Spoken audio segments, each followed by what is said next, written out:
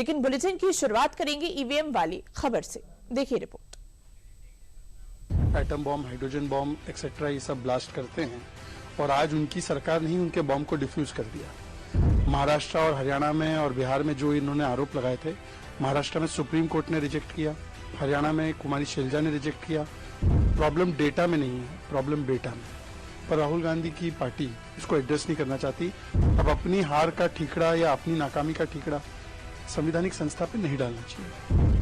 BJP की तरफ से चलाए जा रहे बयानों के तीर दरअसल सियासत के इस रवायत पर हैं, जहां जीत हुई तो ईवीएम ठीक बताया जाता है और हार हुई तो ईवीएम संदिग्ध। लेकिन जो ईवीएम कल तक विपक्षी दलों की आंखों की किरकिरी था, जिस ईवीएम को विपक्ष लोकतंत्र के लिए खतरा बताता है, आज उसी ईवीएम पर जनता ने भरोसे की मुहर लगा दी है। अब आपको पहले पूरी कहानी बताते हैं। दरअसल कर्नाटक की कांग्रेस सरकार की तरफ से 2024 के लोकसभा चुनाव पर एक सर्वेक्षण कराया गया था। इस सर्वे में करीब 85% उत्तरदाताओं ने कहा कि वे ईवीएम को विश्वसनीय मानते हैं। इस सर्वे में बेंगलुरु, बेलगावी, कलबुर्गी और मैसूर के प्रशासनिक डिवीजनों में 102 विधानसभा क्षेत्रों के 5100 उत्तरदाताओं ने भाग लिया। कर्नाटक की कांग्रेस सरकार ने मुख्य निर्वाचन अधिकारी बी अंबु कुमार के माध्यम से इस सर्वे को कराया था। ये report Karnataka monitoring and evolution authority यानी KMEA ने प्रकाशित की है। ये रिपोर्ट बताती है कि सियासी गलियारों में ईवीएम को लेकर शोर तो खूब रहा, लेकिन सबूत कम। हार के बाद जिस मशीन को कोसा गया, उसी मशीन को खुद जनता ने क्लीन चिट दिया है और कांग्रेस को घेरने के लिए बीजेपी को मौका।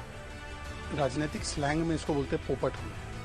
मतलब राहुल गांधी जी जो है वो पूरे देश भर में घूमकर इलेक्शन कमीशन पर झूठे आरोप लगाते हैं और अपनी हार का ठीकरा इलेक्शन कमीशन पर फोड़ने का प्रयास करते हैं। Atom bomb, hydrogen bomb etcetera ये सब ब्लास्ट करते हैं और आज उनकी सरकार ने ही उनके बॉम्ब को डिफ्यूज कर दिया। राहुल गांधी जो कहते हैं कि देखो मैं नहीं चुनाव हारा, इलेक्शन कमीशन ने हरवा दिया, हालांकि वो जहां जीतते वहां नहीं बोलते ये बात। कर्नाटका सरकार का सर्वे आया है कि ज्यादातर लोग कर्नाटका में मानते हैं कि इलेक्शन कमीशन भी फ्री एंड फेयर है, ईवीएम भी फ्री एंड फेयर है। तो इसका मतलब ये रागा, राहुल जी का जो ये इलेक्शन कमीशन का रागा है, ये मुद्दा और रागा ही चोरी हो गया, और वो भी कर्नाटका सरकार के द्वारा। देखिए वैसे उमर अब्दुल्ला और सुप्रिया सुळे जी भी राहुल गांधी के इन आरोपों से इत्तेफाक नहीं रखते। उन्होंने भी बोला कि इस प्रकार के अनर्गल आरोप नहीं लगा सकते। महाराष्ट्र और हरियाणा में और बिहार में जो इन्होंने आरोप लगाए थे, महाराष्ट्र में सुप्रीम कोर्ट ने रिजेक्ट किया, हरियाणा में कुमारी शैलजा ने रिजेक्ट किया, बिहार में इनके नेता, कांग्रेस के ही नेता बोले कि ये इलेक्शन चोरी या वोट चोरी का मामला नहीं है, बल्कि ये टिकट चोरी का मामला है।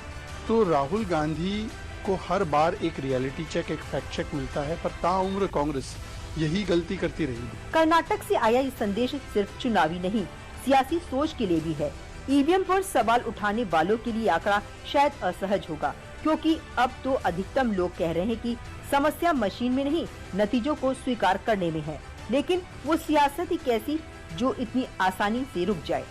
कांग्रेस ने इसे भी स्वीकार करने से मना कर दिया है। कर्नाटक में इन लोगों ने सर्वे कराया, सरकारी सर्वे है, चुनाव आयोग का सर्वे है। आपको फिर से मैं कह रहा हूँ, ये चुनाव आयोग के सर्वे को हम नहीं मानते। अगर आप मुझसे पूछिएगा, चुनाव आयोग तो चाहता ही है कि कंटिन्यू ईवीएम से चुनाव हो, लेकिन जो खामियां ईवीएम में है, जो खामियां आदरणीय हमारे नेता जननायक राहुल गांधी जी ने जो प्रमाण के साथ में जो आपको समय टाइम टू टाइम आपको दिखाने का काम किया, आज तक उसका जवाब नहीं मिला। धूल चेहरे पर थी, कांग्रेस आईना साफ करती रही। दरअसल प्रॉब्लम डेटा में नहीं है, प्रॉब्लम बेटा में। पर राहुल गांधी की पार्टी इसको एड्रेस नहीं करना चाहती। 95 इलेक्शंस हारे, जनमत साथ में नहीं है, संगत उमर अब्दुल्ला, सुप्रिया सुळे ये भी साथ में नहीं है, और अब तो जनपद मतलब कि इमरान मसूद, प्रियंका वाड्रा की टीम, दिग्विजय सिंह ये भी साथ में नहीं है। अब अपनी हार का ठीकरा या अपनी नाकामी का ठीकरा संवैधानिक संस्था पे नहीं डालना चाहिए। ये सर्वे ऐसे समय में आया है जब राहुल गांधी बीजेपी पर कई राज्यों में वोट चोरी का लगातार आरोप लगा चुके हैं। राहुल गांधी कर्नाटक के कलबुर्गी में भी वोट चोरी का दावा कर चुके हैं, और इस सर्वे में जो अलग अलग डिवीजन से डेटा जुटाया गया, उसमें ये कलबुर्गी भी शामिल है। सर्वे में राज्य के चारों संभागों बेंगलुरु, बेलगावी, कलबुर्गी और मैसूर को कवर किया गया। इसमें चुनाव को लेकर सबसे ज्यादा भरोसा कलबुर्गी डिवीजन में ही दिखा। यहाँ 84.67% लोगों ने निष्पक्ष चुनाव पर सहमति जताई और 10.19% ने पूरी तरह से सहमति दी। इसके बाद बेलगावी दूसरे पर, मैसूर तीसरे पर और बेंगलुरु डिवीजन चौथे नंबर पर रहा। हालांकि सर्वे को लेकर कांग्रेस की भी अपनी नई थ्योरी जाग गई है। सुप्रिया श्रीनेत इस मामले में भी एक नया एंगल ले आई हैं, पर सवाल ये है कि आखिर जब कर्नाटक में सरकार कांग्रेस की है तो भी कांग्रेस को आपत्ति ऐसे आंकड़ों से क्यों हो रही है। जिन लोगों ने भी ये सर्वे छापा, क्या उन लोगों ने इस बात का उल्लेख किया, क्या उन्होंने इस बात का डिस्क्लोजर किया कि इस सर्वे में जो सर्वे करने वाले लोग थे वो नरेंद्र मोदी के करीबी हैं, उनके सहयोगी हैं, उनके साथ काम करते हैं, और ऐसे व्यक्ति का सर्वे कैसे मान्य हो सकता है? कब तक किसी और के सिर पर फोड़ोगे? ये ईसीआई का नहीं, ये ईएमआई का मामला है, एंटाइटलमेंट मानसिकता ऑफ इंदिराज ग्रैंडसन। और दोष डेटा में नहीं, दोष बेटा में है, पर ये स्वीकारने को तैयार।